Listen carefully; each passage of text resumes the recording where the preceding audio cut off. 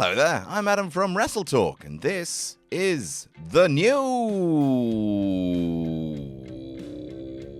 that you missed this week. We do a lot of news here. Some of it makes the shows, not all of it does. This is the stuff that fell through the cracks. But if you'd like to keep up with all the hottest news in wrestling, make sure you're subscribed to WrestleTalk. Turn your notifications on, because whenever breaking news happens, we're there to break some news. I'm Adam from WrestleTalk, and here's this week's 10 wrestling news stories you might have missed. Number 1, Mustafa Ali segment cut from Raw. One of the most shocking things to happen in WWE lately, Naomi and Sasha Banks' walkout not included, was the return to TV of Mustafa Ali. It seems that fans and Ali himself had resigned themselves to the fact that after being denied his release, Ali was just going to be stuck at home until his contract expired in a couple of years. But there he was on Raw just a few weeks ago, getting involved in the United States title scene against Theory and The Miz. On the 16th of May episode of Raw, Ali was destroyed by Veer Mahan, and on the May 23rd episode, it seems he was originally scheduled for more on the show, but it was scrapped. Fightful Select is reporting that the original plan was for Mustafa Ali and Theory to have a segment together on Raw, but the segment was cut before the show. There's also seemingly a match lined up for Ali, as Theory mentioned it himself on an appearance of 95K GGO prior to Raw, saying Ali was getting close to a United States title match if he can win his match tonight. The reason given for their segment, and presumably Ali's match being cut as well, was time constraints, and so far, so Raw. Segments get cut all the time, especially at the last minute. But the interesting part here is that there were considerations for Theory to be involved in the Cody segment on the show, though that also didn't end up happening. But there were reportedly never any considerations for Ali to be used elsewhere on the show. There are still reportedly plans to continue Miz vs. Ali as a program on Raw, though if they're planning on having them in a match at Hell in a Cell, they've only got tomorrow's episode of Raw to make that match official. Number 2, Ospreay not on good terms with Omega. On this week's episode of Dynamite, the United Empire's Great O'Khan and Jeff Cobb interfered in the Ring of Honor Tag Team Championship match between Roppongi Vice and FTR, potentially giving us a taste for what's to come with the upcoming Forbidden Door pay-per-view. However, the leader of the United Empire, Will Ospreay, has recently revealed that he's not on particularly great terms with AEW Executive Vice President Kenny Omega. The two have publicly traded barbs back and forth on social media, with Omega commenting on New Japan's loss of momentum when he left the company, coinciding with when Ospreay became a top star in that company. Speaking on the Rest Things podcast, Ospreay said, "We're just not on good terms right now. I just want to leave it. I want the fans to watch New Japan Wrestling and be like, this is professional wrestling, and I am doing it and destroying my body to do it. And then you cut me off online. What type of a is that? I prefer him to just stay away from me at this point, because it's not even like funny to me. Honestly, you can destroy guys like that. It's just like you were the literal guy saying this, and now you're saying that. I don't like two-faced people. Be real. Just be real, and that's all I ask for." Number 3, Brandi Rhodes WWE return. With Cody Rhodes returning to WWE at WrestleMania being the first and extremely high-profile AEW star to jump ship to WWE, fans have also been curious as to when Brandi Rhodes would be returning to the Big Dub as well. Reports around the time of Cody's return mentioned that Brandi could be returning to the company as well, but she hasn't been seen yet. It was recently 6 years since Brandi Rhodes, formerly known as Eden in WWE, was granted her release from the company. A fan noted this on Twitter, saying how things come full circle for a reason, to which Brandi herself quote tweeted it to say, "The rest is still unwritten," hinting that she might be returning to our screens before long. Number 4, a new WWE name. When Walter made his move across to America and joined NXT 2.0 full-time, he also got a name change, which we don't talk about. Not long after, he was called up to the main roster, where he was joined by Imperium stablemate Marcel Bartel, who also got a name change to Ludwig Kaiser. However, Fabian Aichner was left behind and remained in NXT, but now he might also be getting a name change to match the set. Vignettes played on this past week's episode for a new wrestler in NXT, someone with an Italian heritage and great fashion sense. And while it's not been confirmed this is for the Italian-born Fabian Aichner, is the most likely answer and what fan speculation is pointing to as well. The name of this new character, by the way, in case people were curious, is Giovanni Vinci. Vinci?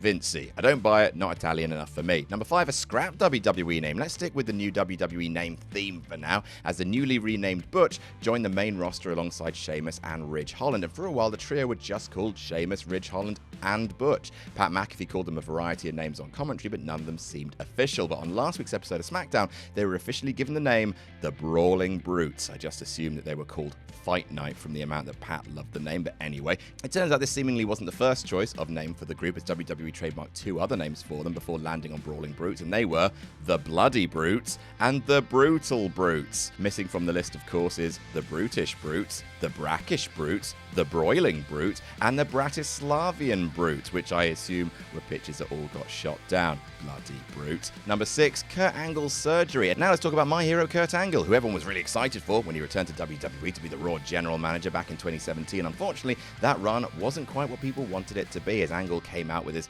floppy wrists for the "You Suck" chant and was made to look like a fool courtesy of Stephanie McMahon most weeks. Thanks, Steph. Though after his WrestleMania 35 retirement match, we don't talk about who that was against.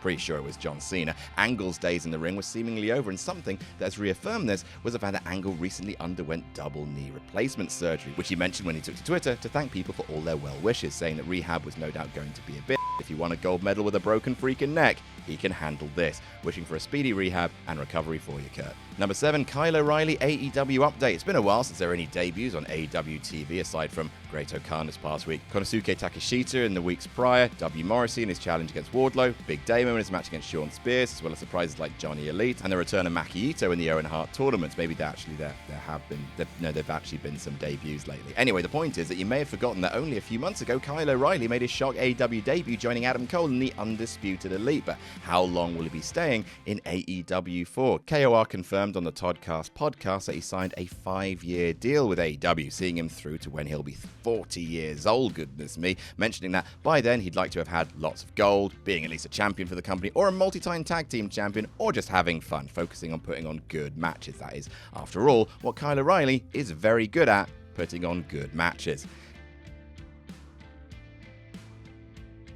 Number 8, Randy Orton's reaction to punt kick ban. Way back in the year of 2012, WWE banned the use of Randy Orton's punt kick, which had always been put over as a hugely devastating move that wrestlers would need weeks or months to recover from. Since then, Orton has only very sparingly used the move, even kicking Ric Flair so hard that the lights turned off in the Performance Center. The quads on that man. Former WWE writer Matt McAfee recently spoke on the Universal Wrestling podcast about Randy Orton's reaction to the move being banned, and it was about what you'd expect. The feeling was, if he does it as a shoot, he's kicking someone full blast in the head, and we can't do that. If he works it, looks awful, and we can't do that. So now Randy doesn't get to do his punt kick at all. And for months after this, anytime you brought any creative to the Apex Predator, he would look at it and go, so we can do this, but I can't do my punt kick. I remember that time specifically, he's laying on the floor reading the script, and I'm just squatted down. He goes, so we can talk about killing my dad, but I can't use my punt kick. I looked at him and I go, Randy, I have no answers for you, okay? This is what we're doing tonight. Number 9, Pat McAfee on Sasha and Naomi. We weren't going to get through a wrestling news video this week without talking about Sasha Banks and Naomi, were we? So just in case you hadn't heard, Sasha Banks and Naomi walked out on Raw almost 2 weeks ago now, with WWE openly acknowledging the situation on air, with Michael Cole openly saying that Banks and Naomi disappointed millions of fans with their actions. As part of the first time they mentioned the situation on air on SmackDown, where Cole also announced that Banks and Naomi were suspended and had their tag titles vacated, Pat McAfee's face told 1,000 stories, looking a little bewildered, confused, and disbelieving of the whole thing. McAfee has now expanded on what this reaction meant on the Pat McAfee show, saying, the Sasha and Naomi thing, that was my first time hearing what Cole was saying live there. I have no idea what to think there. I have no clue. This is a very fascinating thing. She's, by which he means Sasha's, a superstar. They were our champions. What? I honestly have no idea what to believe in this whole thing. They keep me out of the loop with everything. I have no idea. While Cole was doing his thing, I was very fascinated. What is going on right now? And number 10, fake Sami Zayn. For a bit of fun to end this video, Sami Zayn recently had been trying to get himself involved with the Bloodline, saying he's speaking on behalf of the Bloodline, wearing a Bloodline t-shirt. Generally, Sami Zayn is the best. Now there's a fantastic Photoshop of a young Sami Zayn alongside young Usos and young Roman Reigns as undeniable proof that he is as much a part of the family as anybody else. Sami reacted to this photo saying this was during his Sgt. Pepper phase. Once again, Sami Zayn is the best. And that's our list. What's been your favorite wrestling news video we put out this week? I heartily recommend you go back and watch the breaking news one we did on Sasha Banks and Naomi, because, I mean, it's 2 weeks later and there's still a lot to unpack. But make sure you're subscribed to WrestleTalk for up-to-the-minute wrestling news, and never forget to jam that jam.